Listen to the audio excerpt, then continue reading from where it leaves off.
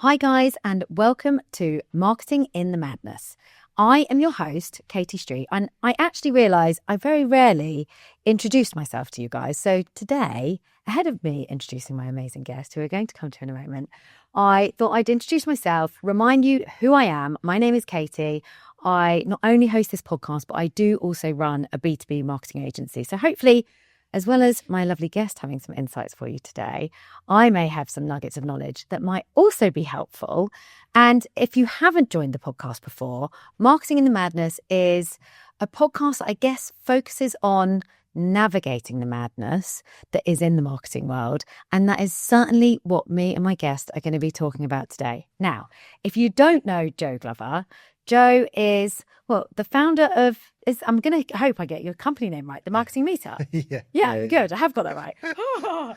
Like, if you don't know Joe, I don't know how you have existed in the world of marketing till today.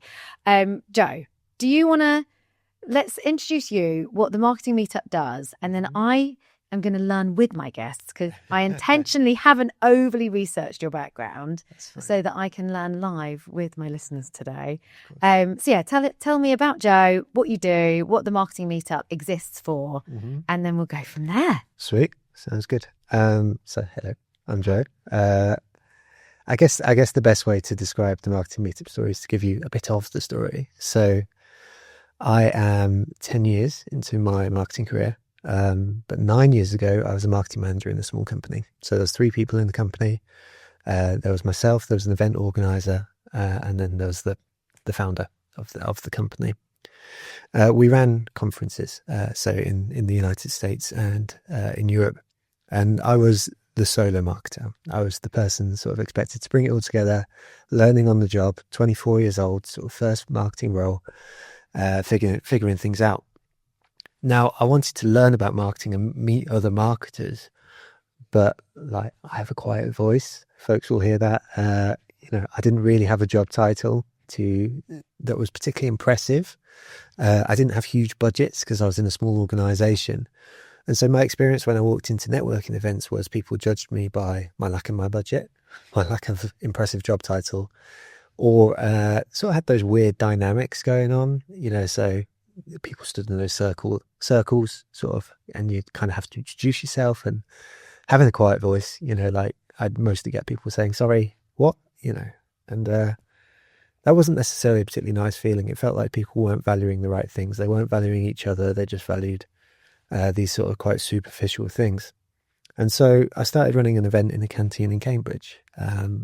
It was a buffet, 2 speakers, and just an instruction to be positively lovely, which is really just speaking about kindness and about valuing people's humanity rather than everything I've mentioned so far. I really didn't expect it to go much further than that event in the canteen in Cambridge and sort of keep on running that. But gradually over the course of time, we sort of got hundreds of people signing up for this event every month and keep on showing up. And people would come to me and sort of say, I'd love to start running an event closer to my house. And so between 2016 and 2020, we grew out to 13 locations running 130 events per year, including New York. Of course, then COVID happened, and that put paid to the idea that you'd be running an events business. That being said, we were about 10,000 folks in the community at that point, but we shifted across to digital. And in that sort of 4 or 5 years since COVID, the community's just like absolutely skyrocketed from 10,000 to 50,000 marketers in the community. There's about 250,000 folks following on social media, 36,000 folks on the newsletter. We'll run 200 events this year, so 150 in-person events and 50 online. We usually get about 1,000 marketers a week signing up for our online events, and then bunches more signing up for the in-person stuff. But the thing that I just feel so proud of is just like core to everything along this way has just been like these 2 words, positively lovely. They continue to mean so much. Like we've got such a fabulous group of organizers around the world now. So we're running events from London to Tokyo, and like from London to Tokyo, positively lovely is just like at the core of everything. there's like 100 organizers, and like I can tell you they're just the nicest people, and like that's mirrored by the community too. So I didn't mean for all this to happen, but it has, and I'm glad it has. So it's a good life. I love the positively lovely and that kind of core value, especially as you just are positively like you sort of emulate this just lovely. You've got this really kind, beautiful aura about you. And I think you couldn't be anything but that. And I'm sure, well, my next question was actually going to be, what do you think's been kind of instrumental to your success? But I'm going to butt in because I do think being a nice person sort of really helps with that, because there are so many, I think what you mapped into earlier, there's so many egos, and it is like, you show up. I mean, I'm going to Cannes Lions in a couple of weeks where I'm sure there's going to be an amazing amount of egos, and this probably will go live after that. I can let you know, guys, how it works. But it is so, you think your job title is so important, or like, I've got X many followers, and it does, sadly or not sadly, it does give you a stamp of approval, but it does sometimes mean that amazing people are overlooked because they're not sort of, egotistical enough or show offy enough. So I think as someone, and there'll be lots of the listeners that are like, that are like this, are more introverted. I'm definitely, as you can probably tell, slightly extroverted, like a Duracell bunny or something. But what do you think? Like, how have you pushed yourself to obviously, I guess, go outside of your comfort zone? What do you think really helped you, apart from, well, maybe not apart from, but I honestly think just you being you and being authentically you has been a huge part of that. Yeah, well, I'll circle back round to that if that's okay, because there was something you said there which I think was so important. I just remember to the point of like the job title stuff and the ego stuff. I remember once on 2 consecutive days seeing 2 Instagram posts from 2 people in my world. And so the first was someone who's like a distant relative. And so he worked in oil and gas, and it wasn't a quote unquote sexy industry. It wasn't something which people necessarily aspire to be part of, but he'd done a fabulous effort over the course of his career, worked for one company his entire life, sort of made it to sort of mid-senior management, and he was retiring. And so he posted an Instagram post where he was stood at the front of a canteen, and there was a circle of people stood around him, and they were saying, "Thank you for your service. We really appreciate you." The next day, I saw a second post on Instagram, which was from someone who was working as a CEO in a trendy agency. And they too were leaving their organization. And similarly, they posted a picture of them and their leaving do. And they were stood at the front of a room, and there was a circle of people saying, "Thank you for your service." And it was exactly the same scenario, and it didn't matter about the glamour. It didn't matter about the job title or whatever it is. The second both those people left that building on that day, all that was left was, yes, the experiences they had, but principally the humanity and the people around them. And so really in that way, like we carry these things with us as our job titles and whatever they may be, but one day we're all going to walk out of a set of doors, or the clock is going to go past midnight, and we're not going to be the CEO anymore. You're just going to be Joe. What's left at that point? And the thing that is left is hopefully our character. And so for me, like I just think about that from time to time. Like, I put my heart and soul into this business. I put my heart and soul into helping people. But by the same token, I know that one day, I'm going to have my family left around me, and I'm going to have my experiences, and then I'm going to have my character. And so like, those are the things that I choose to focus on. So when it comes to your question around sort of like reasons for success, well, first of all, I can do the twee British thing and sort of say, "Oh, I'm not successful," and stuff like that. And I don't really think of myself as like, globally successful in whatever way, but in my small, tiny bit of my world, then I like to think I've had an impact. And I believe that because people have told me. And so that's a lovely, lovely thing. And I think you're right that largely it is a privilege to be able to just show up as yourself. I was lucky in my second marketing role. My boss literally said, "I hired you for you," which was just like a bonkers thing to do. But honestly, I had a great 2 or 3 years with him where he just sort of said, you're doing all right and just keep on showing up as yourself. And I think that I've continued to do that. People just describe it as being honest. And I'd like to think that I'm just being honest. And I think one of the things that I really carry of myself is that, like, if I speak about mental health and stuff like that, so I've suffered with depression, anxiety in the past and stuff like that, I'm not trying to impress anyone. Like, I don't have the need to impress anyone because I'm not trying to get a promotion. And so actually, for my mind, I'm like, if I speak about that stuff, then maybe it makes someone else feel better. And maybe it makes someone else feel better who doesn't feel like they can speak about these things and try and do other stuff. So I don't really think about anything that I've done as particularly remarkable. I just think I've been quite honest and sort of looked to try and help people. And like, things have turned out well. But of course, it was one last element, which is probably true, which is that, like, despite the quietness and stuff like that, I'm really proactive. Yeah. Which is like, I started that first event, and then the part of the story which I didn't mention at the beginning there is people did approach me and sort of asked to start events. But then I also started more myself. And so I was working in an agency during the day, but then in the evening I was running Cambridge, London, Newcastle, Norwich myself. So I was doing 4 events per month in my spare time, finding speakers, blah, blah, blah. And like, that was how some of the initial momentum was built. And like, even to this day, I'm sort of 9-10 years into this journey now. And like, we had a period of time where like activity started to slow down and stuff like that. And what did I do? I just was a little bit brave, probably pushed myself out of my comfort zone a bit. But I just tried to get in touch with people. I was like, honestly, like, we have no right to you or your time, but would you spend some time with us?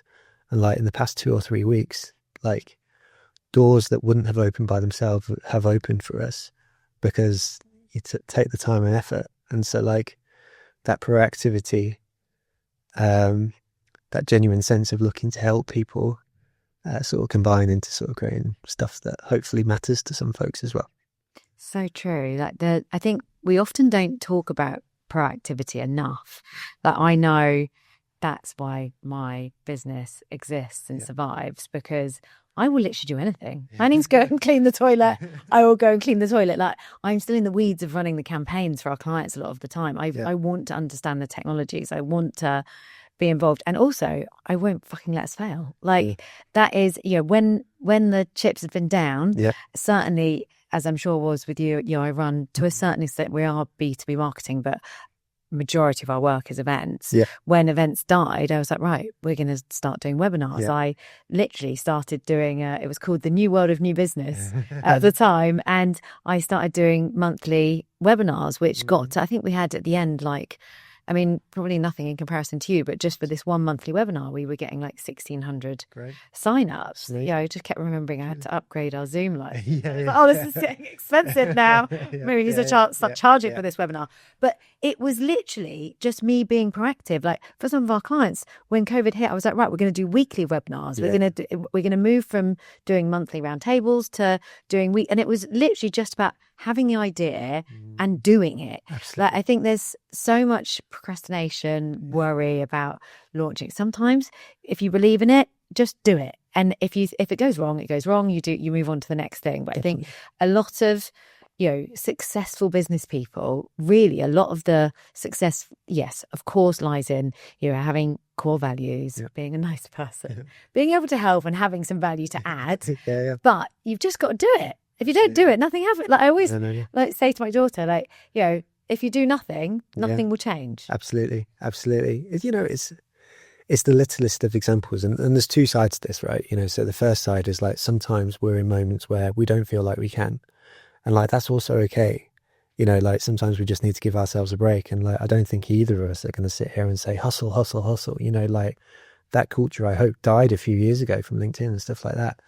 But like, there is something which is quite profound in that sort of like opening the doors yourself, which is that, I don't know, I got this from my mum. So I remember I was looking to get a marketing internship when I was like 15, 16 or something like that, just a summer job. And I there was a girl in my school whose mum spoke to a person who was going to the pub that she worked at.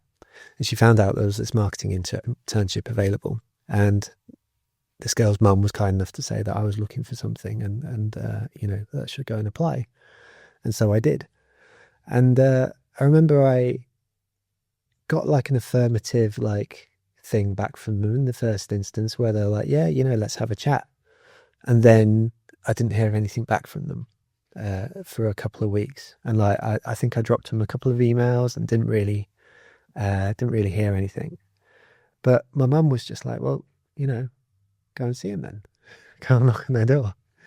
And so I put a suit on, with my CV, and I went and knocked on their door.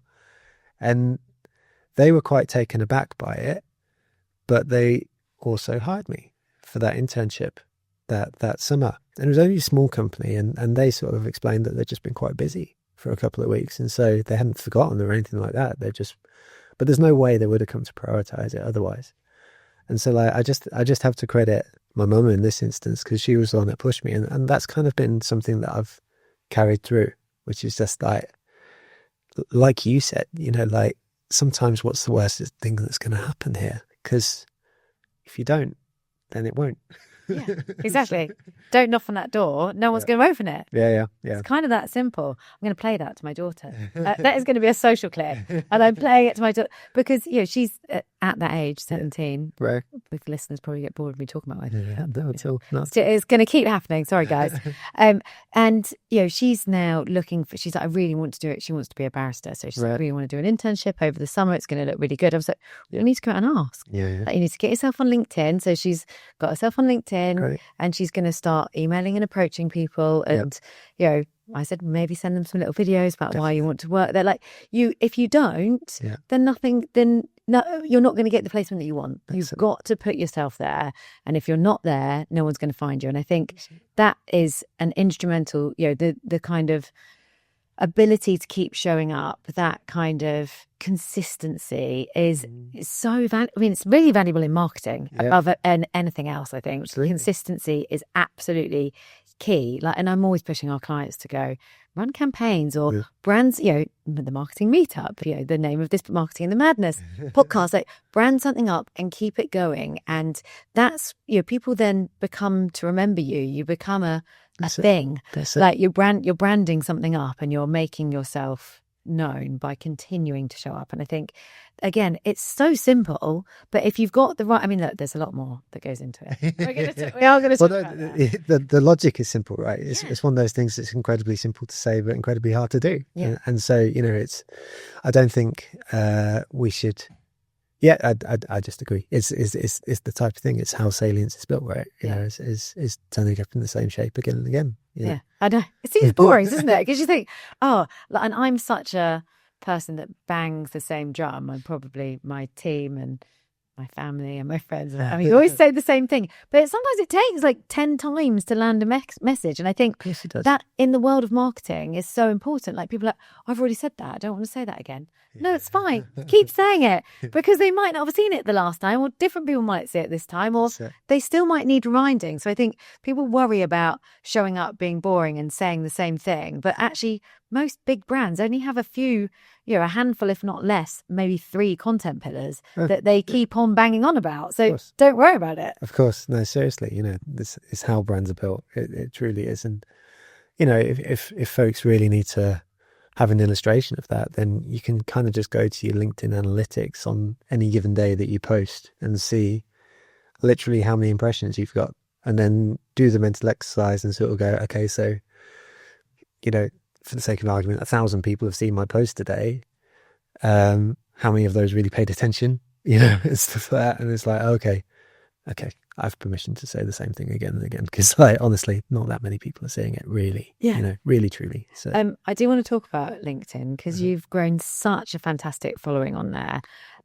But actually, we're going a bit off topic. So we're going to talk about, obviously, you interview some amazing people. Yeah. You're connected with amazing people within your network. Yeah. I really want to delve into the things that you think are important for marketers to know and do right now. But before I get there, off the back of a conversation, I've got a couple of other things I want to talk about first. So first one is, and I'm hoping that you agree with me on this, and sorry for those people that do this, but I'm going to be mean because that's what I like to do, and I keep seeing these posts come up. It's actually more on Instagram than I see it on LinkedIn, Right. but the kind of trickery in posts like, want to know how I got 1 million followers, or want to like 5x your leads, or whatever. Like, I fucking hate those posts. I really, really do. I really don't like them. I really don't like. Someone introduced me to someone in Dubai recently, not in person, but just introduced me to their profile. Mm-hmm. And I looked at this guy's profile, and all it was that kind of, in my head, like, shit content. Yeah. Sorry for swearing a lot. No, that's fine. But it was that kind of, I don't know, egotistical, like, structured content. But for some reason, he's got over 1 million followers. People are engaging with it, and I'm looking at it thinking, he's a fucking con man. Like, this is such an so. And it does my head in, but people still engage with it. Like, and I understand you have to have hooks in your content. We'll probably create some from today's podcast. But what's your? Because I don't feel like you do that. I definitely try not to do that, although the temptation is sometimes there. Yeah. Like, because you see other people doing it, you're like, oh, guys, come on, please stop, like, engaging with this stuff, because it's so. But I don't know. They're capturing people when they're desperate, or I don't. What's your thought on that style of content? It's rough, isn't it? It is rough. It's hard, and I think it's hard given our context, because we would like to think that we know better, probably. And I think more seriously, there is a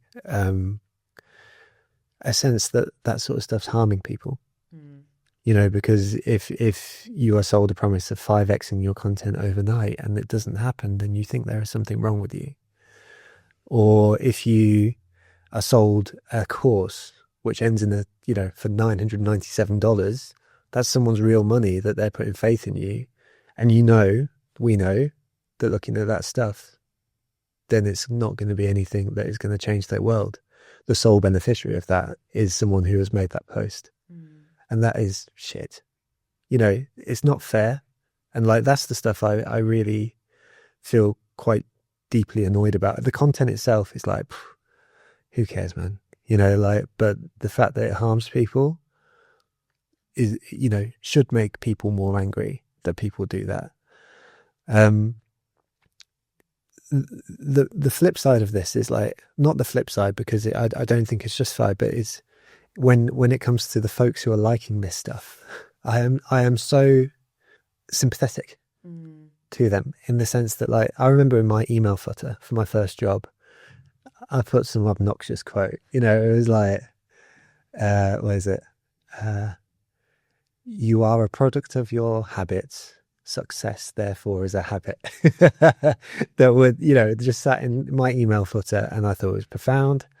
And like, but it probably deserved in some, crappy self-help book, or whatever it is. But like, when you're new into an industry, or you don't have that knowledge, or whatever it may be, then I just like, that was the version of liking the LinkedIn post, which sort of says 5x my content. That was me sort of like being green into the industry, not having a backdrop of what mattered or what didn't. And so I wanted to give off this sense of whatever. The other thing that makes me laugh is that, because I don't think many people do this, but if you ever go in on who's actually liking these stuff, say for example, it's a marketing professional who's 5x whatever, you actually look at who's liking it, and it's like, I don't know, just someone completely irrelevant. Yeah. It's like, it's just like a teacher in, America, or, whatever. And they're certainly not a marketer or whatever it may be, but, they've chosen to like this content. And so it's like, you may have 10,000 likes, but if it's completely irrelevant, folks, then like, they're not really helping your business either. And so, I don't know. I just think it's a bit of a shame, but like, I guess that's why it's so important to find your people, isn't it? Yeah. And it's just like, find folks that elevate you. And honestly, the best exercise that I do on LinkedIn is just unfollowing and blocking folks like crazy. Because like that curation thing, we have to protect ourselves. Yeah. I think more than anything, I spend way too much time on LinkedIn because I'm a bit obsessed. Yeah. You're going to LinkedIn this afternoon. I'm jealous. But like, if you allow that to fill your head, then you can fill your head with stuff which doesn't help you. And like, I'm not saying I'm perfect, but like, there's been days where I've been like genuinely brought down by the social media platforms, and like, it's like, that's just not fun. So that blocking, that unfollowing is just so important, because it's like, it is there, and it's there if you find it. But there's also so much joy to be found, and so like, finding the joy is so important. Yeah, it's a very good point though. Curating your audience. I think lots of people, especially if they're in the marketing game and they're trying to gain followers, just accept anyone, connect with anyone. I'm very precious about that now. Like, I will connect with, I am curating my audience. I'm connecting with the people, often, brand leaders, CMOs, heads of digital, CTOs at, big, well-known brands, because I'm interested in what they're doing. They're, at the forefront of marketing. And I hope, actually, ironically, it's those people that post the least. Right, of course. Is it the least, the less? They don't actually post that much. No. So I want to follow them because I'm like, oh yeah. But really, when you look at them, I guess because they don't have to. If you're the CMO at one of the, I don't know, Coca-Cola or a big brand, they're there. They're doing the stuff that they're doing, and it's in the B2C world. They're not necessarily sharing it so much on LinkedIn. No, absolutely. Which maybe means I don't get as much value as I should, but could. But, curating your audience and being precious about who you follow, who you connect with.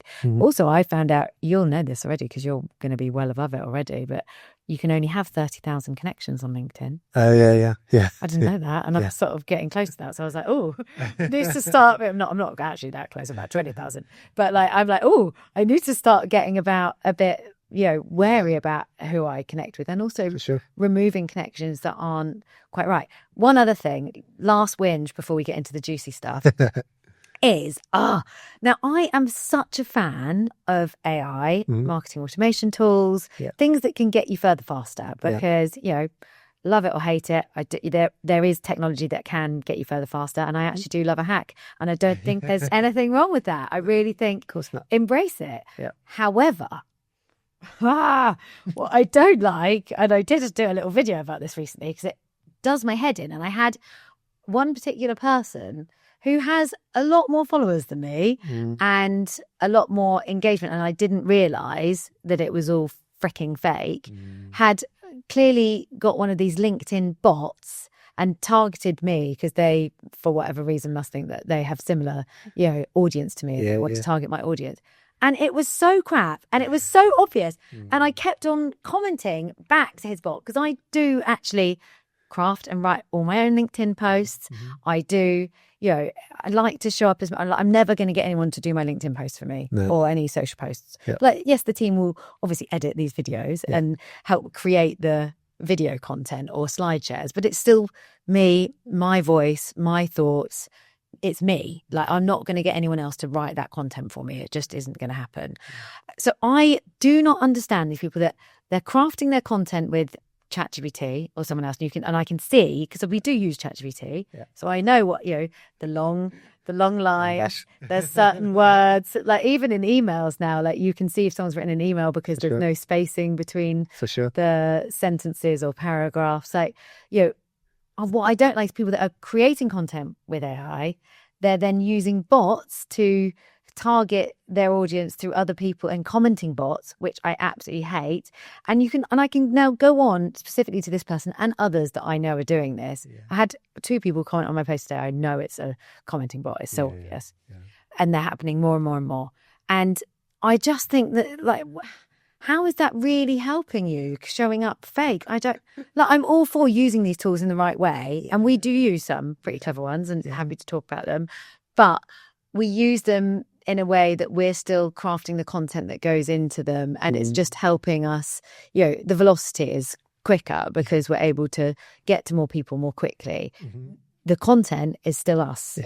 And I think that's where it's starting to get a bit dangerous, because this person, if you look at his posts and if you look at his content, it gets really high engagement, but you actually start to then look at who's, some guy in India, and you can see even the people liking and engaging with the content aren't real. So how valuable is that? He's building a fake audience. Personally, I don't think it is valuable. It's just pretty boring, isn't it? Yeah. I hate it. Sorry, I had to get that. No. It's it just doesn't make any sense, but it's this kind of like, it's nice, like if I have a post that does well, in terms of engagement specifically, it's like, oh, it's great for the ego. Yeah. It's like, oh yeah, I got a 400 liker today or whatever, and it's like, it doesn't mean anything. Like, I guess to put a point on this, like, so last year we had a video go viral on both TikTok and Instagram. So it was 13 million combined views across those two videos. So, like, I've seen BBC News articles written about videos with less views, which was crazy. Did it do anything for our business? No, not at all. We got a bunch of followers, most of whom have not engaged since. It has made next to no difference in terms of sponsorship inquiries, in terms of folks joining the community, blah, blah, blah. Now, like, the mass marketing thing is really, really important. It is part of our job. We do want to be reaching the most amount of people that we possibly can, because, you never know who's going to be in market. You don't know, blah, blah, blah. But by the same token, it just ain't the goal. And it's just like, really principally we need to be reaching our folks. And so, like, I mean, I have been so cross about everything that you've described, because I've sat there at my desk and gone, yeah, done that. And, I'm certainly not trying to portray myself as like some wise, stoic, whatever, but I'm just like, fine, let them play their games. It's like the people who feel it, the people who are showing up for each other, the people who are a good match for our businesses will gravitate to where they need to gravitate to. The folks playing their games in the corner, they'll probably at some point sort of be caught up by the other technologies, which is trying to catch these people. And at that moment, then whatever they've built, a little bit like walking out the door, the bit like that story about walking out the door. You walk out the door and there's nobody there, and that's a not a pleasant thing for someone to go through. And so, it's a little bit like one of those things in that way, how parents always tell kids that bullies are folks who don't have lots of self-esteem and stuff like that. And you kind of do the same here. And, at that point you start to feel quite sorry for these folks. So, I'm so with you, because I felt it too. And I think it's a real shame, because platforms like LinkedIn are actually fabulous. Yeah. But by the same token, they can play their games and the rest of us will play ours, and that's cool. So, yeah. I think it's slow. I feel like there's like a slow growth thing, which is much more important than the vanity metrics of a post going viral. I can exactly say the same. Like, I've had, posts, not probably as many as you guys have, but we did, and I don't even know why. Like, we did a video a few months ago and it got like 1.6 million views or impressions within, I don't know, an hour or two. I think I'd come in to do a podcast in this studio, actually. It came out and I was like, whoa, what's that? And I did not expect that to happen. Yeah. That post, the kind of people commenting on that were not my normal audience. Well, no. It wasn't necessarily... The thing I was talking about was obviously related to marketing. I think it was about stop worrying about people copying you. Right. Like, tell everyone everything. Yeah. Stop, like, going, oh, we've got this secret special sauce that we can't... Sure. I'm a very open book, and I'm like, just tell everyone everything. So that was the content, and it just went wild. And then obviously some people were like, well, what about your IP? And so it was causing conversations that were hard for me to then keep up with. But the reality is, my posts that get under 100 likes sometimes probably have got more engagement with my prospects and the people that might be my future clients for sure than something like that. I'm so with you. And actually, I found the experience of going viral quite unpleasant, for that reason, because, it's important to push yourself out of your bubble, but by the same token, like, you do end up speaking to people with such different value sets sometimes that actually, the internet doesn't become a nice place, when actually it can be a really lovely space as well, and so, like, it's funny, I'm not going to say it's a terrible thing when it happens, but by the same token, I'm not like, oh, we're in for a great time here. Yeah. It does feel good though, doesn't it? What is it with that? Like, because everyone coming out like, oh yay, we know how to create viral content.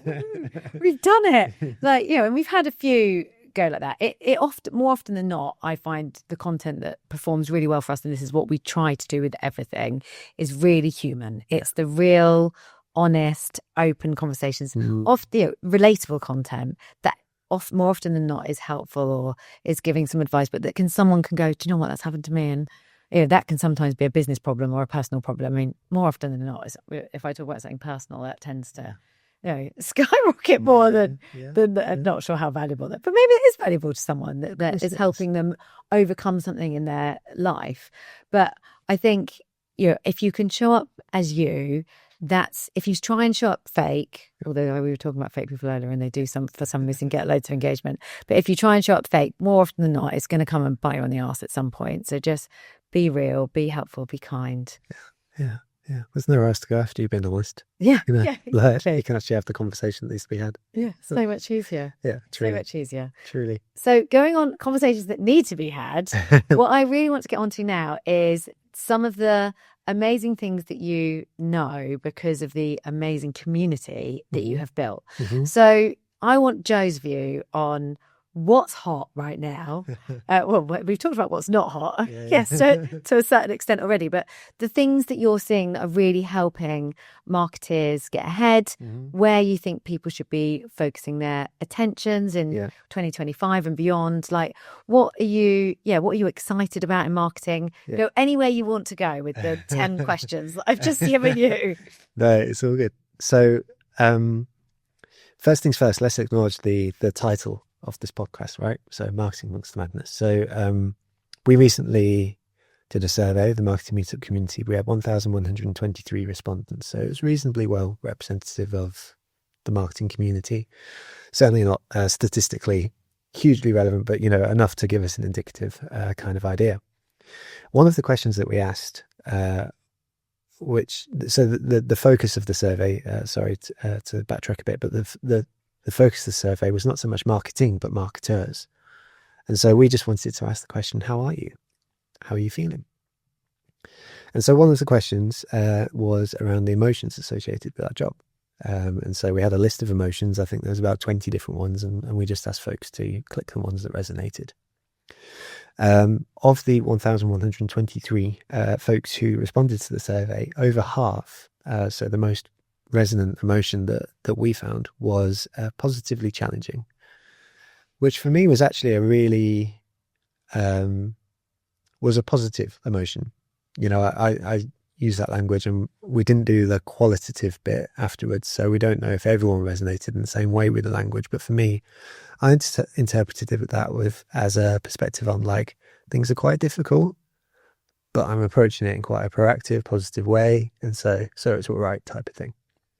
The second and the third emotions associated with marketing were uncertain and stressful, which are negative emotions in my mind. And so when we come back to the title of the podcast, Marketing Amongst Madness, then I think the first thing is, like, acknowledging that we're in an uncertain place as an industry. Like, things are changing. We're not the only industry that is changing for, but we are an industry in change. People are finding that quite hard from a stressful perspective, but there is a lot of positivity and optimism. I remember, so I'm an actual pessimist. I actually don't. I'm an optimistic pessimist, so I carry myself quite optimistic. I can't believe that, Joe. I hate interrupting people on the podcast, but I have to. I just see you as just this such smiley, uplifting, positive person. So to hear you're a pessimist, I'm shocked. Yeah, well, I work on my optimism. Like, it's a sincere, like, focus area for me to surround myself with optimistic people, because I think it's a wonderful trait to have. But I don't have that as a natural part of my character. But the thing that I sort of take that from that is that marketers are generally, sort of being quite positive, which is fantastic. Now, what are the things they're being positive about? Well, I think something which has sort of taken my attention in the past couple of weeks has been the stuff that Rand Fishkin is speaking a lot around, sort of zero-click marketing. And really the backdrop for this context is AI and sort of changing stuff. But I think what I've been really interested in doing is just observing SEO folks speaking about how their roles are changing right now. Because really they're at the coalface of how we are producing content and have produced content for the last 15 to 20 years. The way that marketers have worked for such a long time is produce content on a piece of site, on a website, take LinkedIn, for example, hope to direct folks to your website, which probably has some helpful blog content on, or is found organically on Google, and then you'll convert them in some way, so a newsletter conversion or whatever it may be. SEOs are speaking about how LLMs are now changing that. So instead of being sent to site, Google is changing how they're displaying results, ChatGPT searches on the rise, etc., etc. And so the SEOs that I'm seeing are saying, well, we need a whole new bunch of metrics to actually speak about the quality of our work so we can justify the work we do. How are we going to adapt to these new changes in the technology? What this speaks to is a wider big change, which is like some of not what we do. What we do has remained the same. It's still marketing, but how we're doing it is actually profoundly changing. And so it may well be that your website in 2 years' time is a lot more bottom of the funnel than top of funnel, because people have done all of their research on AI about the companies they need to do. So by the time they get to our website, they're like, I'm ready to buy. I don't need to see your about section because I'm there already. And so what that means is that in terms of our content production and stuff like that, we're doing a lot more selling, a lot more awareness stuff on our social platforms, on our Reddits, our LinkedIns, our Instagrams, on our TikToks. And then we're building the awareness. Those are the awareness hubs. None of them are on our own websites. They're all sort of elsewhere. And then by the time folks are coming to us, then the game has changed just a little bit. So I'm sort of thinking about that kind of stuff, and I think it's just quite representative of a wider shift, which is the thing that we have done, the thing that we do now as marketers doesn't change in its basic construction. We're still looking to match a product or a service to a human being, but how we go about doing those things are changing.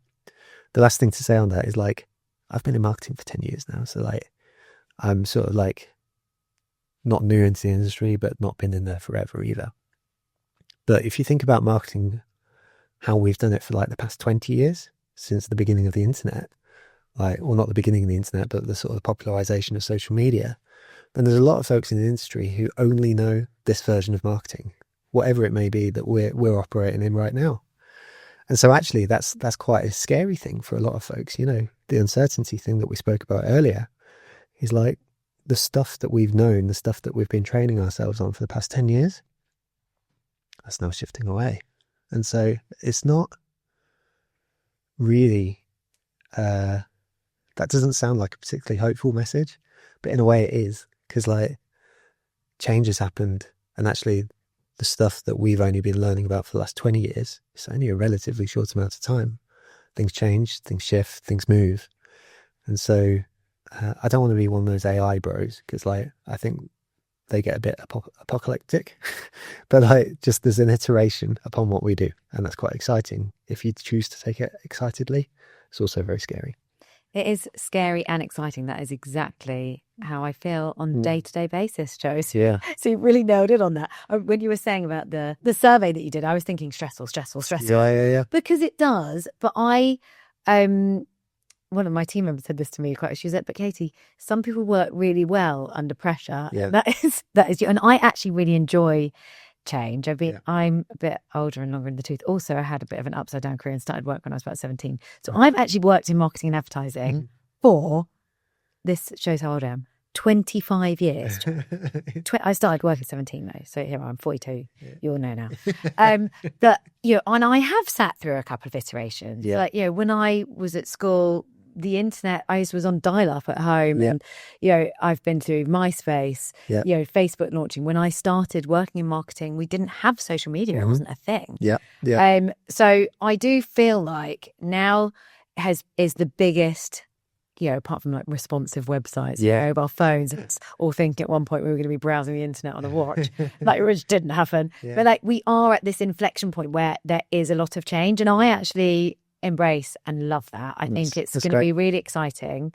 Well, I'm glad about what you said, and I totally agree with, and it's probably well, maybe because in the back of my head the website isn't as important, but what it's taken nearly over a year to get our new website live. But if I truly think about when I'm potentially taking on a new client or researching people, I do that on LinkedIn. I much prefer to go to their LinkedIn profile, see how many employees they've got, see what the kind of content they're posting, for sure. Well, how do they position themselves on their LinkedIn page, for sure. Then I very rarely actually go and look at their website, because I just find the information easier to digest on LinkedIn.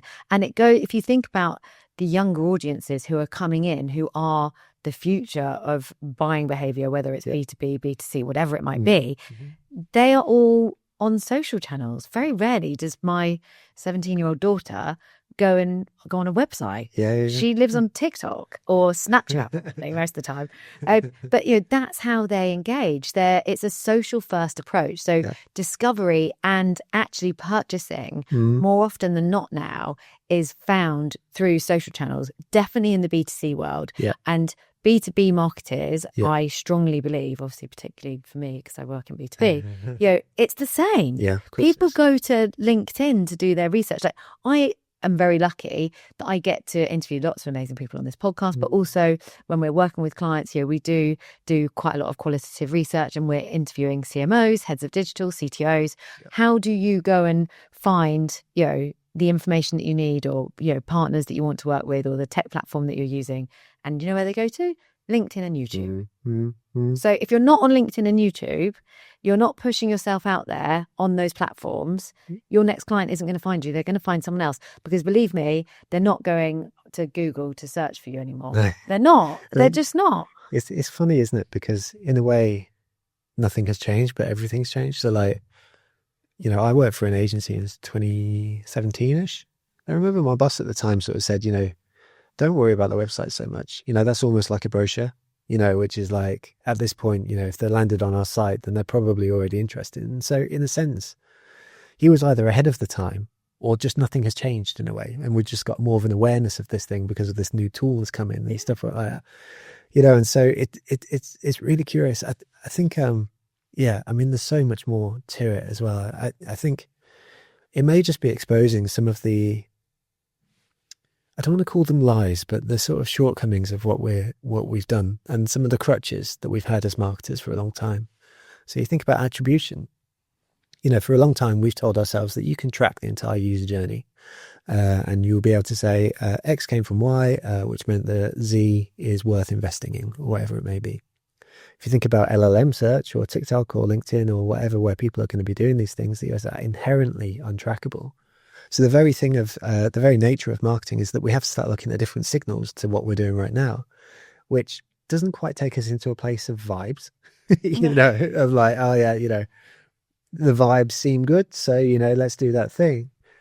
But the conversations that we have about marketing are being quite different, and so we need to have buy-in. And so, like, I posted this morning on LinkedIn about internal communication for this very reason, which I think that there just needs to be such a strong emphasis of marketers going forward on internal communication, again, buy-in from the rest of the team, understanding what marketing is and why we're doing it, and the things that we're doing.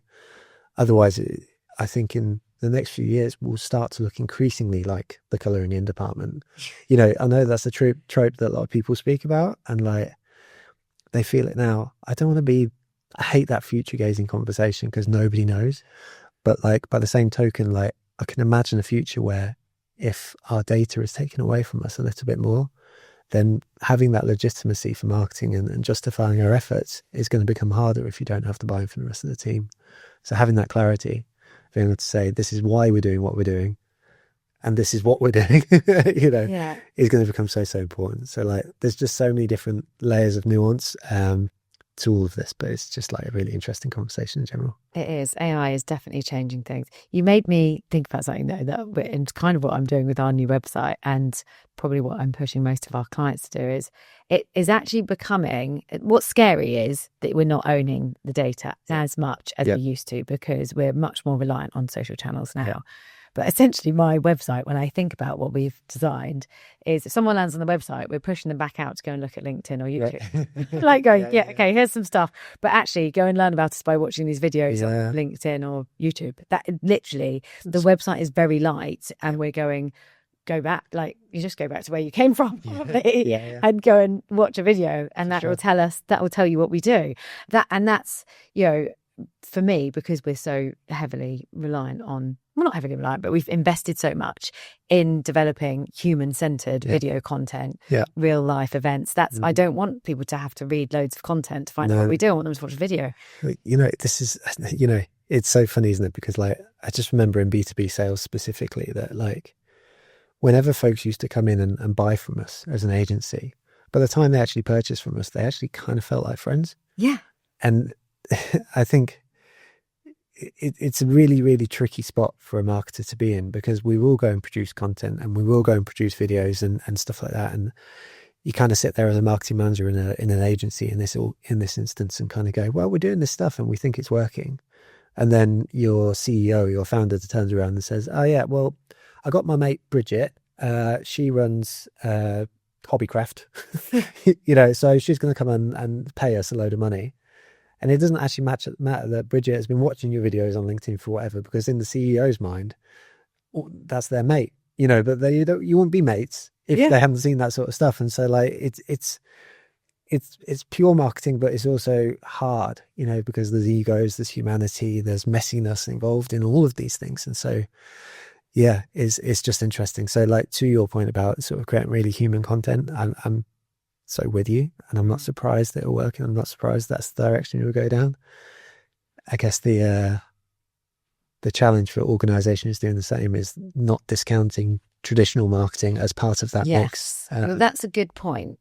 Like, what do you, so we've talked about this, like, lovely, which I'm a huge advocate of, and it's all of the work that we do really at Street is video, events, human-centered content. But of course, we do use AI automation tools to get it in front of the right people at the right time, when there potentially is intent.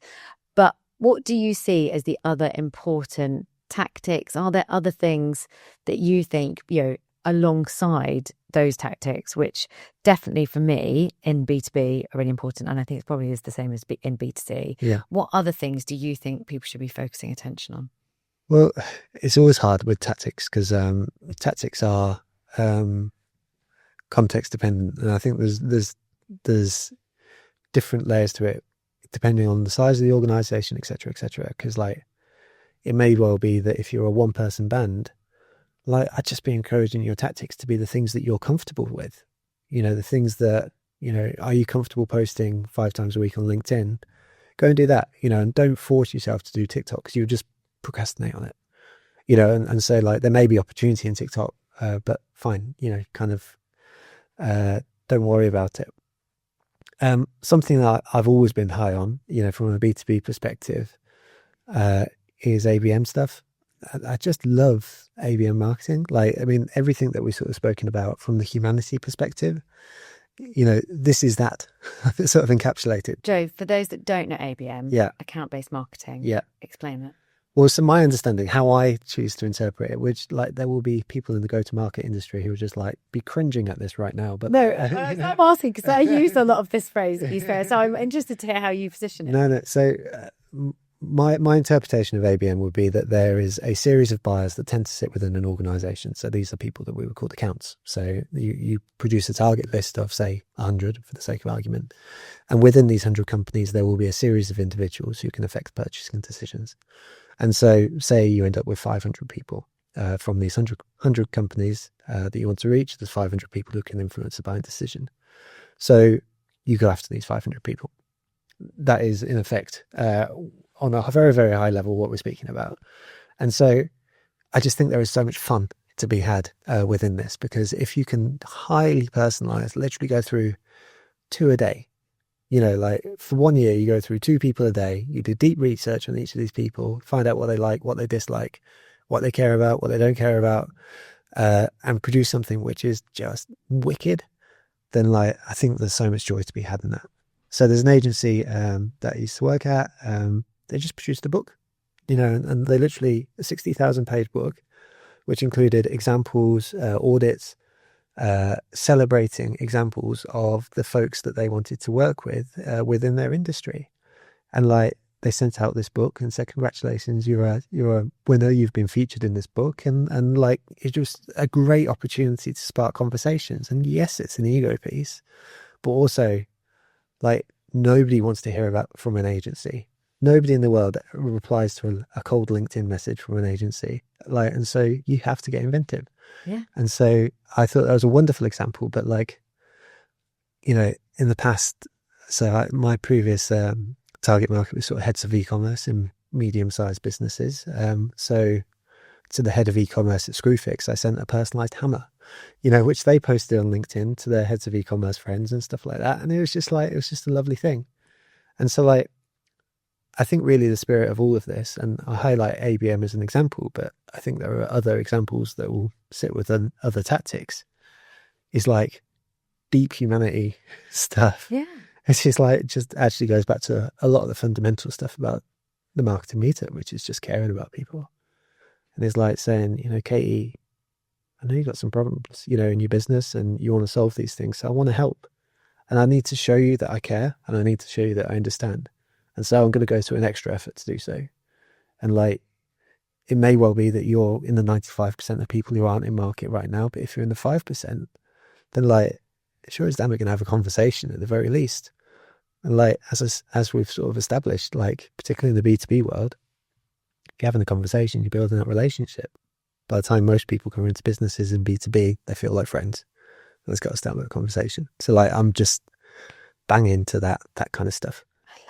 I love that, because that's such a huge part of everything. And the psychology that sits behind it, it's so obvious, but so many people sadly forget it. It's literally make someone feel like they matter. I mean, the thing is that it requires so much effort. It does. And looping the conversation back down to our beginning point about proactivity, it's like it requires a bunch of proactivity. And, you know, if you're faced with the alternative, which is putting out a digital ad, you know, which is easy, you know, then what are you going to do if you're not on the high confidence day, or you don't feel like putting in a bit of extra effort, or whatever it may be? This is not to discount anyone who does that sort of stuff, but I think there is just so much value in, like, my favorite thing in the world is just sitting down and, like, I do this for my family more than I do for business stuff, but just writing letters, you know, and just sort of writing letters to people who I love and saying, you know, I really appreciate you. You know, and it feels so nice, doesn't it?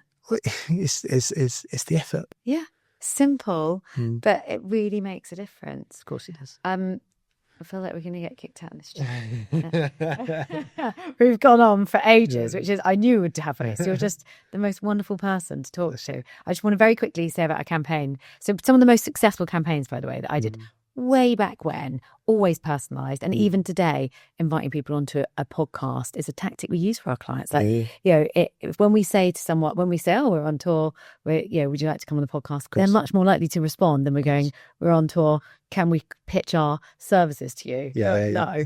Yes. But it's kind of obvious. Absolutely. But one of the most successful, we did loads of bespoke ones.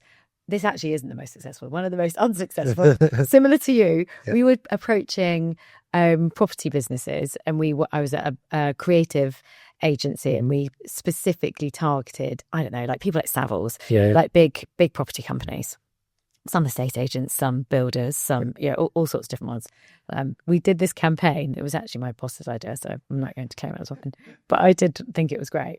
And we sent people bricks. Nice, yeah. Like branded bricks with like person, but over like 75% of them got sent back because they were so heavy. I think people thought we were sending them bombs. So that one didn't work out, but we did do lots of stuff like that does, you know, we'd pick like 10, 20 people. Yep. We'd say, oh, we've seen that, you know, back then it was like, we noticed your website isn't responsive. We'd be able to help you with that. Absolutely. But like, you know, something that we'd noticed that, so it was very individual, had a, you know, bespoke message, often a handwritten letter with some kind of gift, some chocolates or something that was bespoke or relevant to them. And that's even, you know, when we're doing campaigns at scale now, we're still always trying to, you know, when we design events, we're trying to design events that are immersive, that are fun, that have a story that can map back to the industry and the industry problems that people are. So you can do ABM, as you say, and I think if you contact one person a week on an ABM, you know, that's over 50 people a year potentially that you're going to get in front of with a really bespoke message. What a game changer that's going to be to your marketing. Well, like, end of the day, a lot of B2B businesses specifically, you probably get 5 to 10 clients a year, and Yeah. your world would change. Amazing. Yeah, exactly. Yeah, so, That's all we need. Yeah. Yeah. If I win one client a month, I'm happy. yeah, 100%. Joe, you have been the most amazing guest. I Bless knew you were going to be. Thank you for having me. This has been like a year and a half in the making as well. It's been a long time. Yeah, so thank you so much for sharing so much, your honesty, your just wonderful personality, of course, has shone through, and a big thank you for coming. Not at all. No, thank you for having me.